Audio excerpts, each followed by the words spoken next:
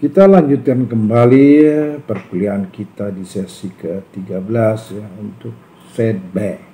Sahabat mahasiswa dan mahasiswi, bahwa ada 3 metode meningkatkan pajak dan retribusi daerah. Yang pertama adalah metode intensifikasi yang dilakukan dengan mengintensifkan atau memaksimalkan jumlah penerimaan pajak dan retribusi yang sudah ada. Dilakukan dengan pendekatan internal melalui penguatan kapasitas sumber daya aparatur, optimalisasi sistem informasi manajemen pajak atau retribusi serta billing system, dan eksternal dengan sosialisasi dan pembinaan wajib pajak retribusi serta diterapkannya sanksi dan penghargaan. Yang kedua adalah metode ekstensifikasi yang dilakukan dengan mencari objek pajak atau retribusi yang baru yang menjadi kewenangan daerah. Objek pajak atau retribusi baru tersebut harus mendapatkan persetujuan legislatif daerah dan pemerintah pusat.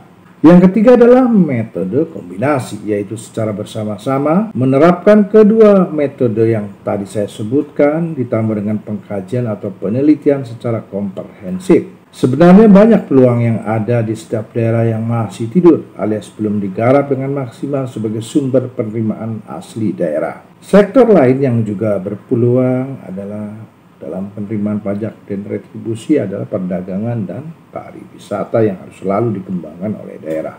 Peluang lainnya yang tidak dikelola dengan baik oleh hampir semua pemerintah daerah adalah belanja pada APBD atau anggaran pendapatan belanja daerah. Karena banyak daerah yang menghabiskan belanjanya untuk sektor yang tidak produktif, yaitu belanja pegawai atau belanja aparaturnya lebih besar dari belanja publik. Bahkan belanja publiknya pada alokasi belanja barang dan jasa, serta belanja modal dialokasikan untuk sektor yang tidak produktif atau tidak ada manfaat sustainable dari alokasi belanja tersebut. Yang keempat adalah kemampuan membuat keputusan. Keputusan merupakan hal yang sangat penting dalam organisasi dan manajemen, karena dengan keputusan akan menimbulkan konsekuensi kerja dan keputusan akan memecahkan masalah-masalah pembangunan dan pelayanan publik. Bagaimana membuat keputusan itu yang harus dimiliki oleh internal birokrasi sekarang. Dalam paradigma sekarang dikenal dengan keputusan strategis, keputusan ilmiah, dan keputusan New Public Management. Maksud kemampuan membuat keputusan dimaksud adalah mampu membuat keputusan dengan tingkat resistensi dan risiko yang kecil,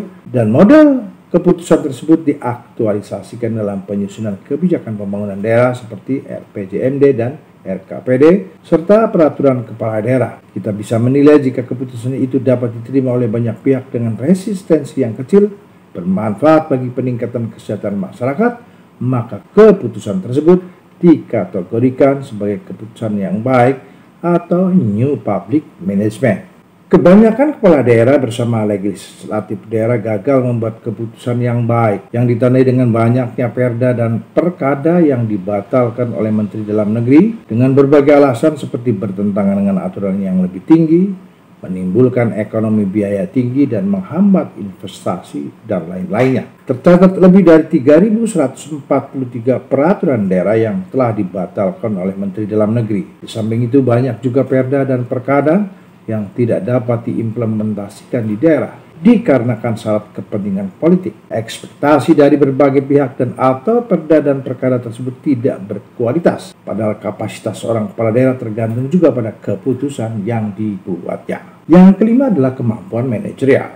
Kompetensi manajerial mutlak wajib harus dimiliki oleh institusi pelaksana, dan kemampuan manajerial tidak didapatkan dari faktor karismatik. Kemampuan manajerial hanya didapat dari institusi pendidikan tinggi, dan kemampuan manajerial adalah menyangkut kemampuan melakukan perencanaan, pengorganisasian, pengalokasian, atau pengarahan mobilisasi dan pengawasan serta evaluasi. Suksesnya beberapa daerah di Indonesia dalam melaksanakan otonomi daerah, salah satu faktor pentingnya adalah aspek manajerial. Manajerial yang baik adalah didasari kepada penguasaan ilmu pengetahuan dan teknologi dan pengalaman yang memadai. Negeri ini tidak bisa dibangun hanya dengan retorika dan khayalan serta argumentasi semu belaka, tetapi membangun negeri harus dilakukan dengan peraturan yang paripurna dan komprehensif.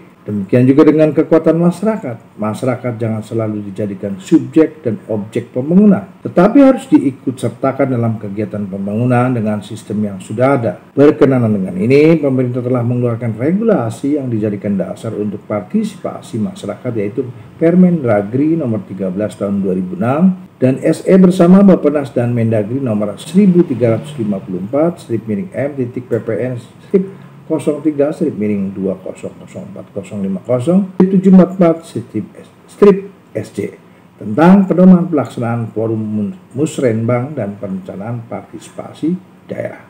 Yang keenam adalah kemampuan memobilisasi sumber daya. Yang dimaksud dengan sumber daya adalah seluruh kekayaan yang dimiliki oleh pemerintah, baik yang bersifat tetap ataupun bergerak, termasuk sumber daya manusia, atau dapat juga disebut dengan sumber daya kapital, sumber daya alam dan sumber daya manusia, serta modal sosial atau social capital. Berapapun banyak sumber daya yang dimiliki tetapi tidak tidur saja alias tidak digerakkan, maka akan tidak bermanfaat.